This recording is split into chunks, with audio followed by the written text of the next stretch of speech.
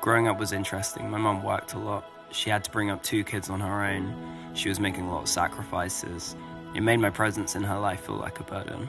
I remember hitting the age of 16 and being able to leave the house, work and earn my own money. My first mission was to distance myself from them as fast as possible. It was in college where I found my first group of friends, the first people that I really felt close to. We were really into hardcore music, and when I think about the venues full of 300 kids screaming at the top of their voices, it was a space of therapy, I think, where a lot of people who felt a certain way would come together just to express that in art. It was such a beautiful thing. I grew up hating church and just had a blurry concept of who that person in history was.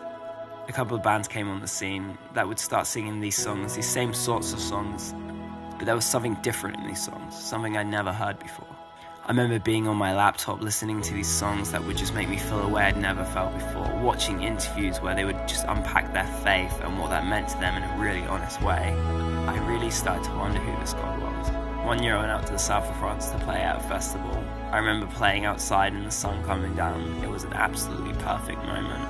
I remember after that show going back to my hotel room and for some reason just feeling empty. I went back to this music, searched for one of the bands to see if they were playing a show, and it turned out they were a church. They met at 5 p.m. on a Saturday night, so I went along that week. I walked in and it was like nothing I'd ever seen before. I remember seeing a big welcome home sign and hearing this amazing music. The pastor was speaking in the same way these people had been speaking in their songs, and the same way they were talking in their interviews. I just realized that everyone in this room had been affected by the same thing. I came back every week, not quite understanding it, but just kept coming back.